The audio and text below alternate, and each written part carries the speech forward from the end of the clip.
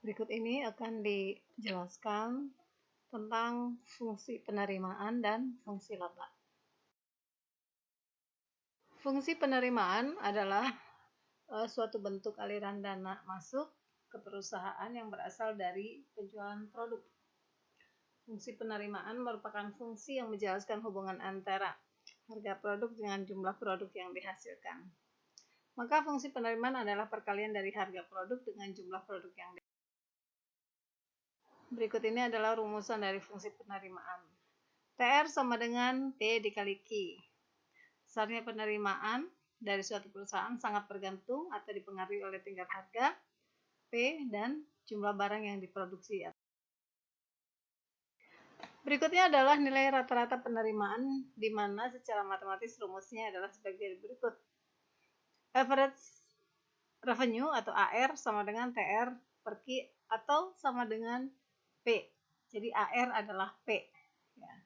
Jadi rata-rata penerimaan adalah harga dari produk. Rata-rata penerimaan merupakan nilai harga dari produk yang dijual, maka nilai TR dapat juga ditentukan dengan rumusan AR dikali dengan Q.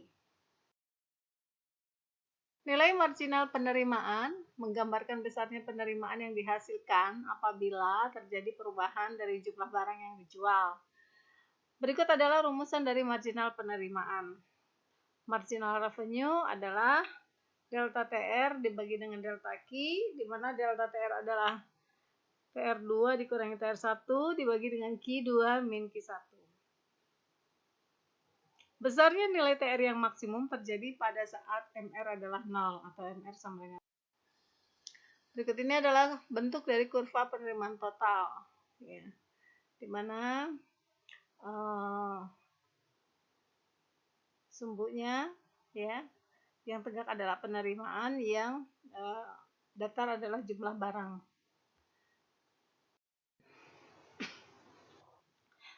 Nah, kalau kita melihat bagaimana bentuk penerimaan total dengan marginalnya, ya.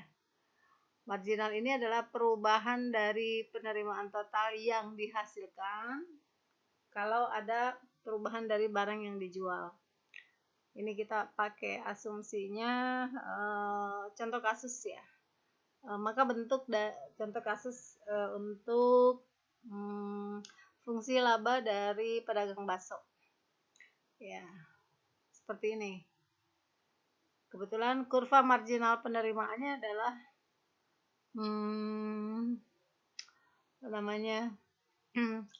datar, ya, tetap. Fungsi laba. Laba adalah suatu kondisi selisih antara total penerimaan dengan total biaya. Nilai laba perlu diketahui agar manajer dapat membuat keputusan kapasitas produksi yang dapat memaksimalkan laba. Berikut ini adalah fungsi dari rumus laba. Laba adalah total revenue dikurangi dengan total cost. Ya, di mana jika labanya lebih besar dari 0 atau positif, maka berarti keuntungan. Jika labanya kurang dari 0 atau negatif, maka berarti adalah kerugian. Jika laba sama dengan 0, berarti adalah titik pulang pokok atau break even point. Nilai laba yang maksimum akan terjadi pada saat MR-nya sama dengan MC. Nah, berikut ini adalah gambaran dari terbentuknya kondisi break even point, yang merupakan interaksi antara kurva total penerimaan dengan kurva total biaya. Kondisi break even point terjadi pada saat terjadinya perpotongan dari dua kurva tadi, kurva total penerimaan dan kurva total biaya. Kita lihat contoh kasus. Saya menampilkan contoh kasusnya adalah fungsi dari TR dan TC dari seorang pedagang bakso, ya. TR-nya adalah 15.000 Q, TC-nya adalah 2 juta ditambah 7.000 Q. Pertanyaannya adalah, pada jumlah porsi keberapa terjadi BEP? Yang kedua, hari keberapa terjadi BEP jika rata-rata penjualan per hari adalah 50 mangkok?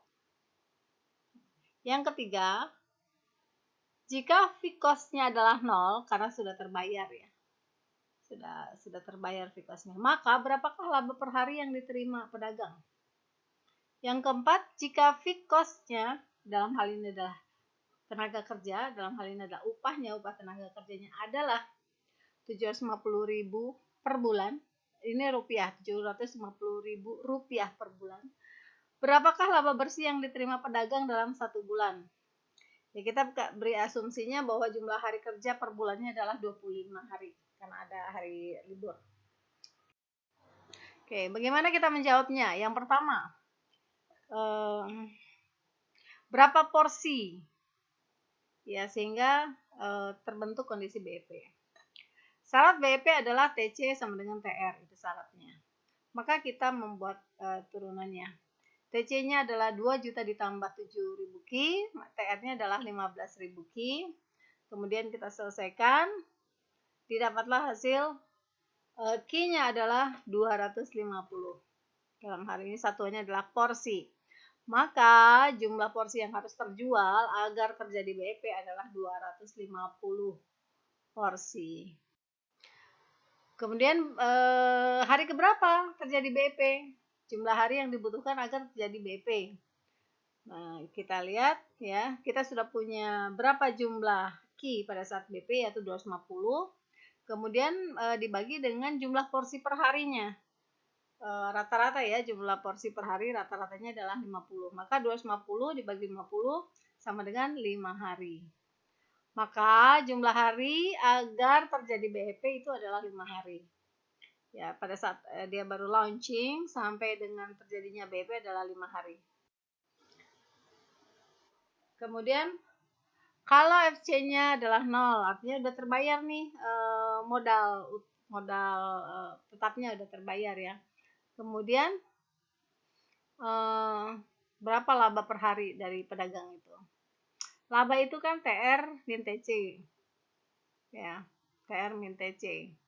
Nah, karena di TC-nya itu fixed cost-nya adalah 0, maka TC-nya itu tinggal VC aja. VC-nya adalah 7.000 Ki. 7.000 dikali Ki. Dimana Ki-nya adalah 50 per hari ya, 50 porsi. Maka laba sama dengan 15.000 dikali 50 porsi dikurangi dengan 7.000 dikali 50 porsi. Yang 15.000 dikali 50 itu adalah TR ya. Kan TR-nya itu adalah 15.000 Ki. Kemudian labanya didapat 400.000. Maka kalau FC-nya sudah sama dengan 0, maka pedagang itu akan bisa memperoleh laba perharinya sebesar 400.000. Kemudian kita menghitung laba per bulan dengan asumsi jumlah hari kerjanya 25 hari. Berapa laba per bulan yang bisa dihasilkan oleh pedagang?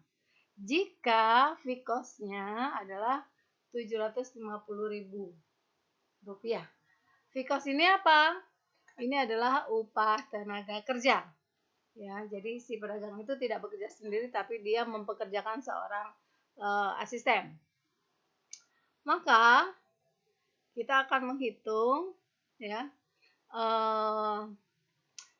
laba itu tadi rumusnya TR min TC ya. 15.000 dikali 50 ya itu adalah TR-nya dikali berapa jumlah hari dalam 1 bulan yaitu 25 hari. Dikurangi 750 ditambah 7.000 Ki itu adalah FC ditambah VC dikali dengan 25 hari. Maka didapat nilai labanya per bulan per 25 hari ya. Selama 25 hari itu sebesar 9.250.000. Ya, jadi 9.250.000 itu dia sudah tidak membayar lagi asistennya karena sudah dibayarkan. Itu tinggal keuntungan pribadi. Nah, bagaimana bentuk kurva break even point-nya? Nah, seperti ini ya. Ini terlihat Ki-nya pada saat 250.000. Nah, kalau kita geser ke kiri, ya, maka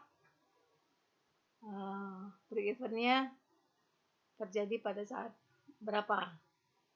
Ya.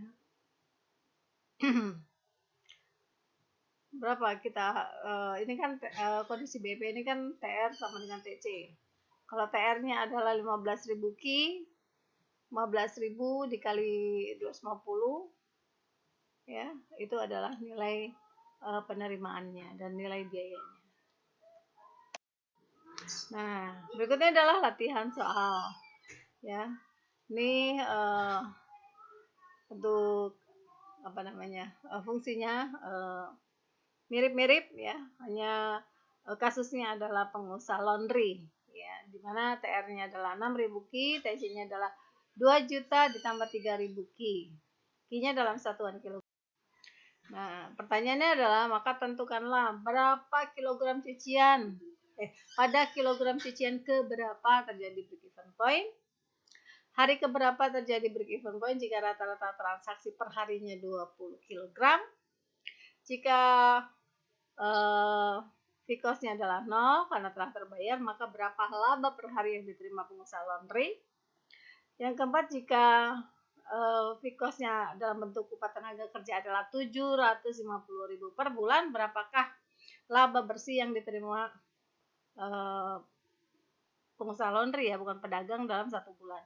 Asumsinya jumlah hari adalah 21, jumlah hari dalam 1 bulan adalah 25 hari. Selamat mengerjakan.